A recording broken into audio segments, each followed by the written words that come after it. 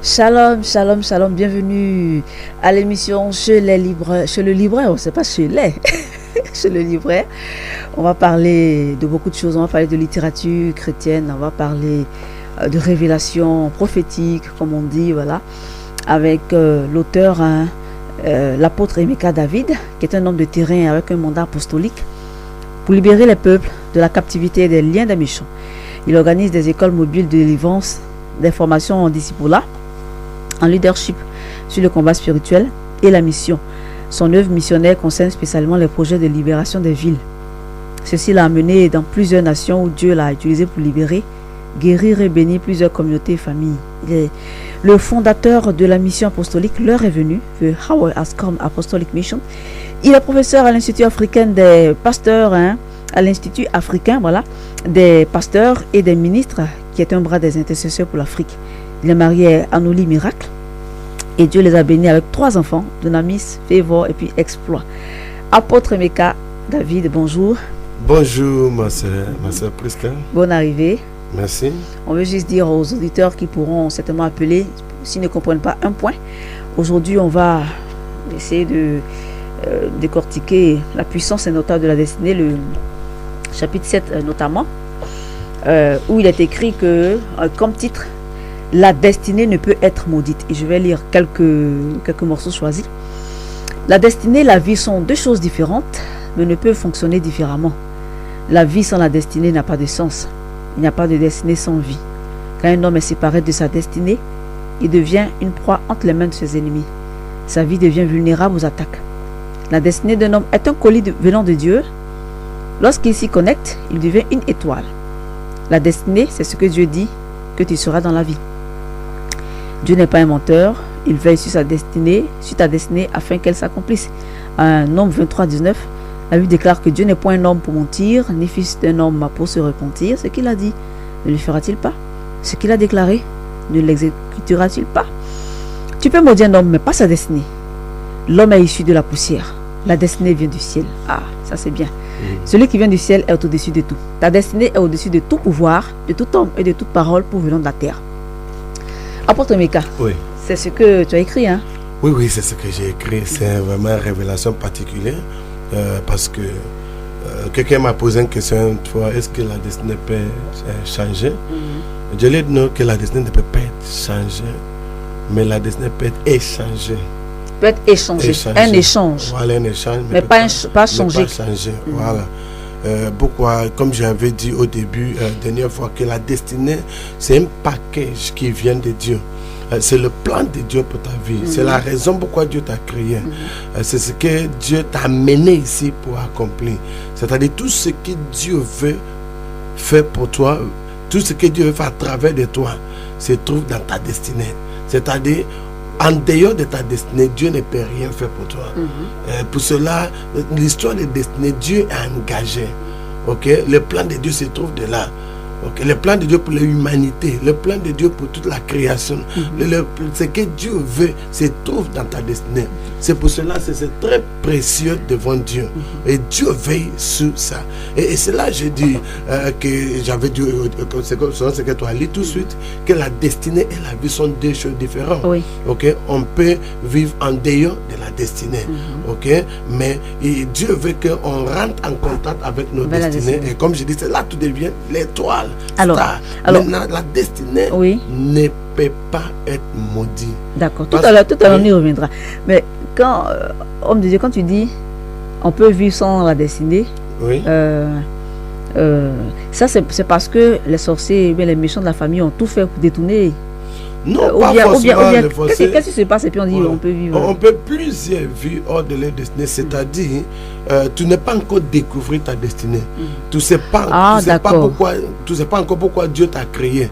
Et tu passes ton temps à attendre d'accomplir ce que tu veux, ton ambition. Dans un chapitre où je dis la différence entre la destinée et l'ambition. C'est ça. Vous voyez, tu attends ce qui te plaît, tu allais à l'école, tu étudies tant, ou bien tu allais prendre tel métier, et puis tu mais c'est loin de ta destinée. C'est pas ça en fait Dieu veut, pourquoi Dieu t'a créé. Ok, qu'est-ce que tu attends de vivre hors de ta destinée. Ok, c'est ça. Mais comme je viens de dire, qu'on ne peut pas maudire la destinée. Mais parce que maudire la destinée, c'est maudire le plan de Dieu. Maudire la destinée, c'est maudire le but de Dieu. Maudire la destinée, c'est maudire le dessein de Dieu. Vous voyez, et c'est ce qui n'est pas possible. Vous voyez, mais on peut retarder, comme j'ai dit dans le livre Combat de la destinée, on peut retarder la destinée d'un homme. Ok, on peut combattre la destinée, mais on ne peut pas maudire. Parce que quand quelque chose est maudit, c'est que ces choses, ça dit c'est fini, c'est ruiné, ça peut plus, c'est plus possible, ça peut plus être accompli, etc. C'est détruit. Ok, on ne peut pas maudire la destinée, mais on peut maudire la vie d'un homme. Ok, et David a compris cela. C'est ça. David, comme j'ai dit dans le livre de 2 Samuel chapitre 16, du 5 à 10, quand David est arrivé jusqu'à Bachim, la Bible dit cet homme, Shimei, a commencé à maudire David. Ok, jusqu'à que les gars de David voulaient le tuer. David dit non, il ne faut pas le tuer. David a compris que il lui a dit laisse-lui maudire David. Ok, c'est-à-dire il peut maudire David, mais il ne peut pas maudire la destinée de David. C'est-à-dire Shimei a dit va-t'en, homme de sang, méchant homme. L'Éternel fait retomber sur toi tout le sang de la maison de Saül, dont tu occupais le trône. Et l'Éternel a livré le royaume entre les mains d'Absalom, ton fils. Et te voilà malheureux, comme tu le mérites, car tu es un homme de sang. Voilà. Puis, alors Abishai, fils de Sérouja, dit au roi, pourquoi ce chien mort maudit-il le roi, mon seigneur? Laisse-moi, je te prie, aller lui couper la tête. Mais le roi dit, qu'ai-je à faire avec vous, fils de Sérouja? S'il maudit, c'est que l'Éternel lui a dit, maudit David. Quoi donc dire? Quoi donc lui dira? Pourquoi agis-tu ainsi? Voilà, donc là, ça, dit, David savait que la destinée ne peut pas être maudite. Il lui a dit laisse-lui maudire David, mais il ne peut pas maudire la destinée de David. David savait très bien que c'est la destinée qui l'a amené sur le trône.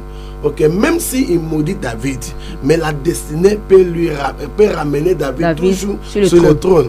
Ok, c'est-à-dire on peut te maudire, mais si tu as ça, si tu comprends cela, qu'on ne peut pas maudire ta destinée. C'est-à-dire ta destinée peut toujours te prendre là où la vie t'a laissé, où la vie t'a jeté, où la vie t'a enfermé. La destinée peut toujours te sortir de là pour te placer sur le trône. C'est très important. C'est ça que j'essaie d'expliquer dans ce livre, l'important de rentrer en contact avec la destinée. Parce que quand tu rentres en contact avec la destinée, ce que tu n'arrives pas à faire à travers ta vie, ce que ta vie n'arrive pas à accomplir, ta destinée peut t'amener là, peut t'amener à accomplir là. Mais le problème que beaucoup sont, ça dit, occupés, attendent d'accomplir l'ambition, attendent de courir à gauche là. Et quand un sorcier se lève pour les maudits, c'est comme ils sont bloqués complètement dans la vie.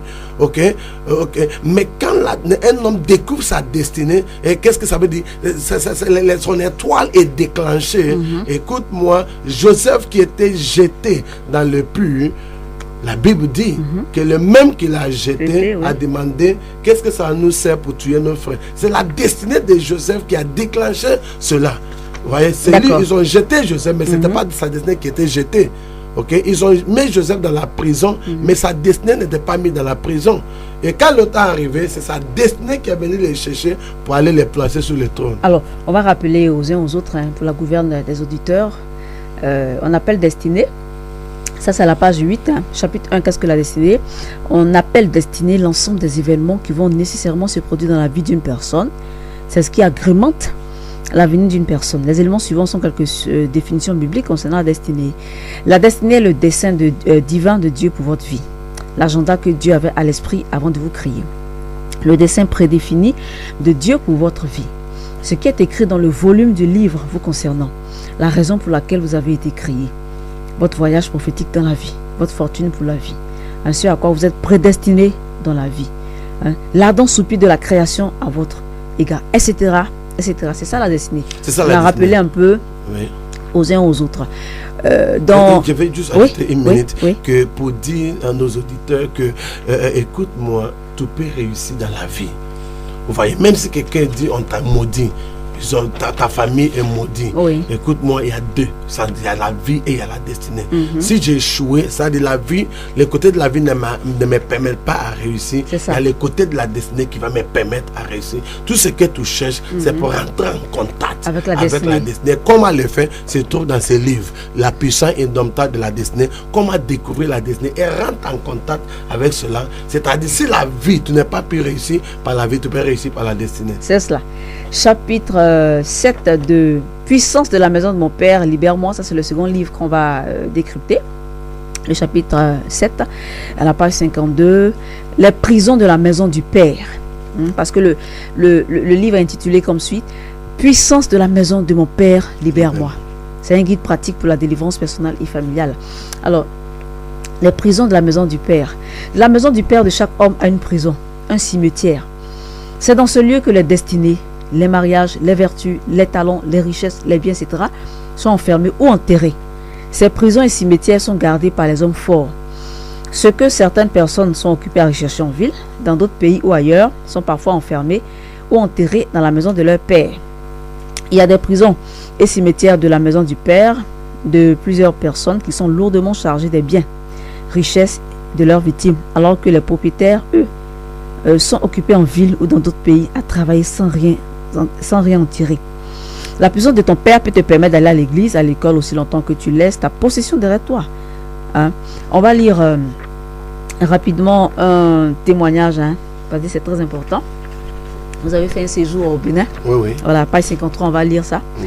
Durant mon séjour au Bénin, un frère vint me voir pour me faire part de son expérience. Il dit qu'il a l'habitude de se voir en songe dans la maison de son père avec des sacs d'argent sur lesquels son nom était inscrit. Mais chaque fois qu'il voulait les emporter, il restait bloqué à la porte par des hommes forts qui l'empêchaient de sortir. Il était clair pour moi qu'il devait être un homme riche selon sa destinée, mais sa richesse était enfermée dans la prison de la maison de son père. Dieu m'a instruit à l'accompagner et à ordonner à cette prison de libérer sa richesse. Nous y sommes allés et j'ai ouvert la prison de la maison de son père et ordonné qu'il parte libre avec sa richesse. Lorsque nous nous sommes revus, une grande porte lui a été ouverte et il a acheté une voiture, s'est marié et a été libéré de ses luttes financières. La prison ou le cimetière de la maison du père d'un homme constitue une porte fermée contre la vie des membres de la famille. Apôtre Mika. Oui. C'est cela. Oui, c'est cela. Écoute-moi, ce que plupart attendent de chercher, courir à gauche, à droite, attendent de chercher en ville, dans d'autres pays, se trouve dans la maison de leur père. S'enfermer, bloqué, enterré dans la maison de leur père. Mais justement, il y a beaucoup qui sont sortis de la maison. Comme Dieu a dit à Abraham, sors de la maison de ton père et va dans le pays où je vais te bénir. Vous voyez, il y a beaucoup qui sont sortis de la maison de leur père physiquement, mais spirituellement enfermés là. Il y en a qui sont sortis physiquement, mais les mariages enfermés là. Il y en a qui sont sortis physiquement, mais les richesses, comme les témoignages que tu viens de donner, enfermés dans la maison. C'est la raison pourquoi quand tu dors, tu te vois toujours dans la maison de ton père. Ou bien tu te vois. Moi, je veux comprendre quelque chose. Pourquoi on ne dit pas puissance de la maison de ma mère, libère-moi? Pourquoi c'est le père? Donc quand on parle de la maison de père et mère. Oui, quand on parle de la puissance de la maison de ton père, chapitre 1, j'ai expliqué quelles sont les choses qui constituent la puissance de la maison de ton père. C'est côté paternel et côté maternel. Ok? Maison de ton père constitue côté paternel, côté maternel. Ok? Ça constitue même là où on t'a mis au monde. C'est ça. Ça qui n'est pas dans vos villages. Ok? Ce sont ces choses qui construisent la maison. Et ce qui fait que c'est comme Pharaon qui a dit le peuple d'Israël sort. Quand Moïse a insisté par la parole de l'Éternel qu'il les libère. Mais Moïse, Pharaon dit non, ok, vous pouvez sortir, mais laisse votre brebis, votre troupeau, vos enfants. Souvent il dit vos femmes. Qu'est-ce que ça veut dire? Vous pouvez sortir, aller à l'église. Vous pouvez sortir, aller chercher dans la vie. Vous pouvez sortir, mais laisse votre bien ici. Et ce que beaucoup ont fait, vous voyez, sans savoir, ils sont en ville. Mais et ça dit, attendre de courir à gauche à droite depuis des années sans rien, tout l'effort, ça ne produit pas de résultats. ok? Et il cherche mariage, il cherche mari, il cherche femme, mais il n'arrive pas à faire. Pourquoi? Parce que ces choses sont enfermées. Comme j'ai dit, la maison de ton père peut te laisser aller voyager, peut te laisser, mais aussi longtemps les biens sont enfermés. Dans cette prison, c'est difficile, à moins que tu retournes et ordonnes la maison, la prison de la maison de ton père, de libérer ton mariage, de libérer tes biens, de libérer ta prospérité, de libérer ta gloire, de libérer ton étoile. Sinon, tu vas perdre le temps en vain, tu vas perdre. Et j'ai dit aux gens, la raison pourquoi quand tu dors, plupart du temps, tu te vois dans la maison de ton père, tu te vois encore comme quelqu'un qui tu étais petit, quand tu étais petit, tu te vois dans l'école primaire, tu te vois dans les... Dieu attend de te montrer d'où se trouve tes biens, toutes tes bénédictions sont bloquées, d'où tu depuis ton enfance. Et il faut ordonner que la maison de ton père libère cela afin que tu aies réussi dans la vie. C'est cela. On rappelle aux auditeurs qui peuvent appeler 22 44 34 34 22 44 34 34 pour poser des questions à l'homme de Dieu, l'apôtre Emeka David, dont nous décryptons 2 livres aujourd'hui essentiellement. Puissance de la maison de mon père, libère-moi. C'est un guide pratique pour la délivrance personnelle et familiale. Et puis Puissance indomptable de la destinée, enfanter, c'est pour enfanter la destinée avec des prières stratégiques puissantes. Et il peut aussi poser la question par rapport aux livres sur l'étoile qu'on a. Oui. Ça fait un moment entendre sur l'étoile. Combat. Oui, il y a combat un téléphone. de la destinée. Allô? Bonsoir, madame. Bonsoir, Prisca. Oui. Excuse-moi, je voudrais parler au prophète. D'accord, il n'y a pas de problème. C'est un rêve que j'ai vécu. D'accord. Allez-y. Je suis allée en rêve dans mon village maternel, à la case de ma grand-mère. Et puis, en réalité, là où je suis rentrée, il n'y avait pas de porte. Mais dans le songe, j'ai vu le poignet. Et j'ai ouvert la porte. À l'intérieur, il y avait des marmites renversées. Et il y a une jeune fille qui était assise à la porte. Dans la chambre, mais le côté porte. Et je lui ai demandé, j'ai dit, mais j'ai vu les marmites beaucoup comme ça. Et puis je lui ai dit, mais toi, tu fais quoi dans la maison ici? Elle me dit ceci, moi je ne sors jamais de cette maison. Et puis je me suis réveillée. Jusqu'aujourd'hui, je ne sais pas, mais je sais quand même que j'ai eu l'idée quand même, mais comme c'est un prophète, lui il est là, Dieu l'a oint pour ça, je voudrais quand même savoir une explication de ce songe-là. Amen. Ok, merci madame. Je comprends déjà de quoi il s'agit. On a expliqué ces choses dans ce livre. Mais je veux vraiment vous conseiller de passer au bureau. On va vous recevoir et on va vous parler en détail de ce que c'est et qu'est-ce qu'il faut faire. Qu'est-ce qu'il faut faire? Parce que ça s'agit de la destinée qui est enfermée, ça s'agit des biens qui est enfermés dans les mamites. Il y a ce qu'on appelle les chaudiers des sorciers. Il y a ces femmes qui occupent de ça, il y a ces femmes qui veillent sur ça, pour aussi longtemps qu'elle est là pour veiller sur ça, que ces choses ne seront pas libérées, etc. Ok, il n'y a pas la porte où ça, ils ont fermé la porte où des choses doivent passer pour sortir. Ok, viens au bureau, on va vous expliquer, on va vous dire quoi faire. C'est que sur tout à l'heure, on va donner les contacts et puis donner la situation géographique aussi du bureau de l'apôtre Emeka. Allô? Allô? Bonsoir, monsieur. Bonsoir, madame. Oui, vous voulez parler à l'apôtre Emeka? Oui. D'accord, allez-y. Il vous écoute. Bonsoir, apôtre. Bonsoir, mon frère. Ok, soyez béni. Amen. Moi, il y a 2 jours que j'ai fait un songe là. Dans le songe, je me retrouvais à un endroit où, à ma droite et à ma gauche, il y avait en tout cas de l'eau, comme la lagune. Mais l'eau était très sale. Et j'ai dit, mais pourquoi l'eau est sale comme ça? Et on ne pouvait pas mais du coup, quand j'ai dit ces paroles-là, l'eau a commencé à se mouvoir, Dieu a commencé à bouger et l'eau a été comme s'il y avait quelque chose qui a nettoyé les eaux. C'est devenu plus clair, limpide. Et du coup, au devant de moi, la route était là. En tout cas, c'était une route comme si on venait de bitumer une nouvelle route. Donc, aucune voiture, personne n'a encore traversé. Donc, c'était la seule personne qui était sur cette route-là. Donc, vraiment, c'est là que je me suis réveillé. Bon, je ne sais pas, est-ce que vous pouvez m'expliquer ce que vous signifie? Ok, mais c'est clair, le songe. C'est pas, l'eau parle de la vie, l'eau parle de la source de la vie. L'eau parle de la source de la vie. L'eau parle de l'eau sale, l'eau polluée sont les choses, c'est-à-dire la vie comme la vie polluée, comme la destinée polluée, comme un blocage pour entrer dans la vie, pour entrer dans l'abondance, pour entrer dans la bénédiction de la vie. Mais Dieu vous a donné la parole dans laquelle vous avez déclaré qui a commencé à créer le chemin, qui a nettoyé, qui a rendu cela propre, c'est-à-dire la chemin de la vie, c'est ouvrir pour vous pour pouvoir rentrer dans la destinée. Ok? Maintenant, c'est pour pratiquement, physiquement, pour savoir qu'est-ce qu'il faut faire, comment appliquer cela physiquement, que ça soit une réalité. Là, toujours, on vous donne une invitation. On peut vous recevoir déjà demain. Là, on va échanger pour vous dire qu'est-ce qu'il faut faire. Voilà, il y a un téléphone encore. Restez à l'écoute pour les numéros et tout ça. Allô? Allô, bonjour madame. Oui, bonsoir monsieur. Vous voulez parler à l'apôtre, Yomeka? Oui, effectivement. Allez-y. Alors, moi, j'ai un souci. Je suis d'une famille musulmane et ma mère de l'autre côté, elle est d'une famille animée. Alors, moi, je vous ai donné ma vie à Jésus. Mais à chaque fois, quand bien même les prophéties sont qui ont dit que je dois servir le Seigneur, c'est les chutes, les rechutes, les problèmes de partout et de par-là. Jusqu'au point où, aujourd'hui, tous mes frères et sœurs qui ne sont pas de la même religion que moi. Éloignez-vous un peu d'un poste récepteur. Allô? Oui.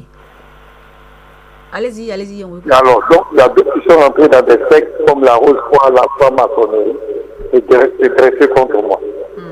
Et cela a été plusieurs fois à l'église dit à mon égard. Vraiment, je ne sais pas où mettre la tête. D'accord. Apôtre Yomeka. Oui, il faut savoir, mon frère, que l'ennemi, le diable, n'est pas content de tout. Avec voir d'où vous êtes quitté. Il n'est pas content de vous et il veut tout faire pour vous empêcher de rentrer dans la destinée. Il va tout faire pour vous empêcher de rentrer dans le ministère, accomplir le plan de Dieu pour votre vie. Et c'est ce qu'il attend de faire. Ok? Mais ça vous dépend, votre destinée dans la main. Et je vais vous conseiller de chercher à être formé. Ouais, de chercher à suivre une formation et ça va vous aider, ça va vous éclairer, et ça va vous, à aider à savoir quoi faire. Ok?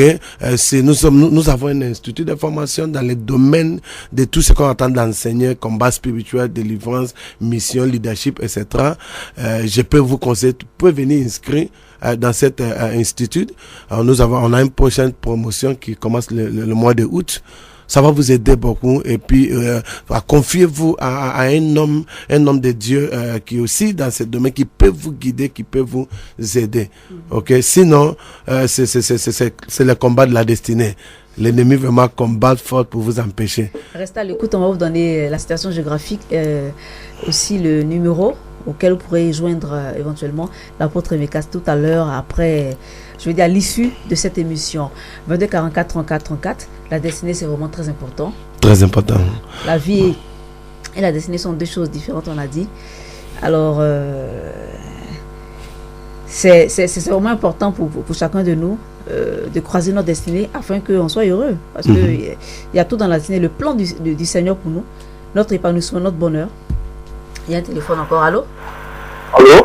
Bonsoir, monsieur. Oui, bonsoir, madame. Oui, je vous passe l'apôtre Yomeka. Il vous écoute. Bonjour, mon frère. Oui. Ok. Moi, c'est dans le domaine de mariage. Ok. Bon, actuellement, je suis en prière avec une soeur dont on est sorti. Il y a une semaine de cela. Au fur et à mesure, quand je prie, je demande à Dieu si vraiment c'est la femme qui l'a prévu pour moi. Alors, il a fait un chose comme si je lui rendais visite. Et quand c'est arrivé, il a trouvé des personnes, disons, qui lui rendaient aussi visite. Et moi, quand je suis arrivé, elle m'a donné un soir, dans la cour, et elle est rentrée dans la maison. Elle est rentrée dans la maison, inquiet. Ils ont commencé à manger sans qu'elle m'invite. D'accord. Et autour de moi, il y a un des visiteurs qui a pris le balai, qui a commencé à balayer autour de moi. Et le balai a rentré dans le sable. Il y a eu des asticots dans le sable et le monsieur a secoué et c'est tombé sur moi. Donc ça m'a bouleversé un peu. Donc je voulais savoir exactement ce qui Oh, ok, mon frère. C'est une histoire de mariage et puis j'aimerais qu'on se voit et on va parler face à face et puis je vais vous expliquer certaines choses. C'est très important pour ne pas faire erreur dans le mariage. Très très important. Fais tout qu'on se voit demain. Je reçois demain. Viens demain et je vais t'expliquer ce que c'est ces rêves et qu'est-ce qu'il faut faire. Voilà. Apôtre Emeka, c'était le dernier appelant. Le temps qu'il est parti, tire allègrement à sa fin. La situation géographique de ton bureau, apôtre, et puis les contacts et le cours des différents livres. Le combat de la destinée qu'on n'a pas pu... Oui, parler de ça aujourd'hui. Le combat de la destinée, c'est 3500. Puissant de la maison de mon père, libère-moi, c'est 3500. Puissant indomptable de la destinée, c'est 4000. Nous avons d'autres livres aussi dans les librairies. Et nous sommes situés à Cocody, pas loin de l'église Saint-Jean. Pas loin de l'église Saint-Jean dans les... les livres, on peut les trouver à la librairie Life, on peut au plateau. On peut les trouver aussi à librairie CLC à Trècheville. On peut les trouver aussi à la radio Voix de l'Espérance, à Cocody ici. On peut les trouver aussi dans nos bureaux. Dans nos bureaux à Cocody, où je viens de l'indiquer tout de suite. On peut les trouver aussi dans certaines églises méthodistes, comme la conférence des plateaux, les ordres de Yopougon, à Benjaville. On peut les trouver aussi à la librairie CDLC, en face des galeries de Pâques, de plateau. Voilà. D'accord. Les contacts? Les contacts sont 59 90 16 86. 59 90 16 56. Nous sommes aussi au 56 69 62 61. 56 69 62 61. Merci beaucoup, apôtre Emeka. Et à bientôt dans la grâce du Seigneur. Merci aussi à Yahweh Emmanuel. Voilà.